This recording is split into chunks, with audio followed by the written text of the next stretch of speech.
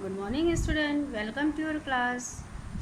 बेटा आपका आज हिंदी लैंग्वेज में लेसन 6 का रिवीजन है। आपको अपनी क्लास वर्क कॉपी में ही रिवीजन करना है, रफ कॉपी में नहीं करना। ओके, सबसे पहले आपको क्लास वर्क रिवीजन और डेट क्या है 7, 10, 20। ओके, लेसन नंबर और लेसन नेम। आपका आज रिवीजन में बेटा क्वेश्चन है सही उत्तर के सामने सही का निशान लगाना, यानी कि जो करेक्ट आंसर है केवल आपको उस पर टिक लगाना है। ओके, नंबर 1 पे है वचन हमें बताते हैं। वचन हमें बताते हैं। वचन हमें क्या बताते हैं? संख्या बताते हैं, जाति बताते हैं, क्या बताते हैं? इसको आपको टिक लगाना है। जो केवल करेक्ट आंसर है बेटा उस पर आपको केवल टिक लगाना है। ओके, तो वचन हमें क्या बताते हैं? जाति बताते हैं, संख्या बताते हैं या फिर स्थान बताते हैं। ओके, स्थान। अब इन तीनों में जो आपको करेक्ट आंसर लग रहा है उस पर आपको टिक लगाना है। Question number 2। क्वेश्चन नंबर 2 है कि शब्द के जिस रूप से उसके एक होने का पता चले उसे क्या कहते हैं? शब्द के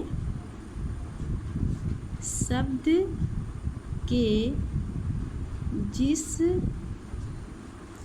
रूप से उसके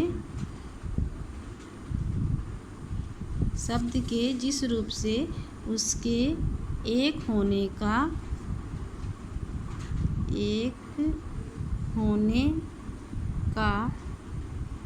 पता चले उसे कहते हैं। उसे क्या कहते हैं? उसे कहते हैं। उसे क्या कहते हैं? वचन कहते हैं, एक वचन कहते हैं या फिर बहुवचन कहते हैं? वचन, एक वचन या फिर बहुवचन। शब्द के जिस रूप से किसी एक चीज़ के बारे में पता चलता है उसे कौन सा वचन कहते हैं? ठीक है। फिर नंबर 3 पे है सदा एक वचन में प्रयोग करते हैं। कुछ शब्द ऐसे होते हैं जो हमेशा एक वचन में प्रयोग किए जाते हैं, को सदा एक वचन में प्रयोग किए जाते हैं, जैसे कि पानी, पत्ता, नदी। ये इसमें से कौन सा शब्द ऐसा है जिसका हमेशा एक वचन में प्रयोग किया जाता है? ओके, प्रयोग करते हैं। अब आपका ऑप्शन है नदी, पत्ता या फिर पानी। इसमें से कौन सा शब्द ऐसा है जो हमेशा सदा एक वचन में प्रयोग किया जाता है?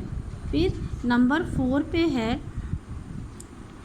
डैश को सदा बहुवचन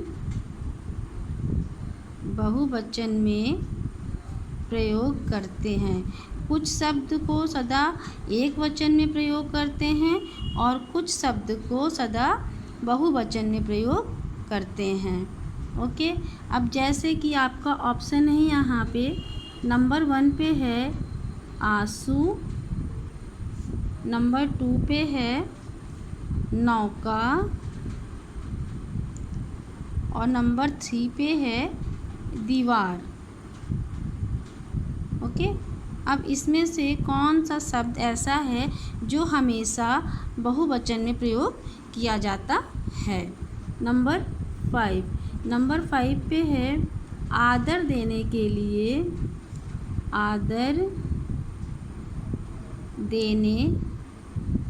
लिए हमेशा किस वचन का प्रयोग किया जाता है।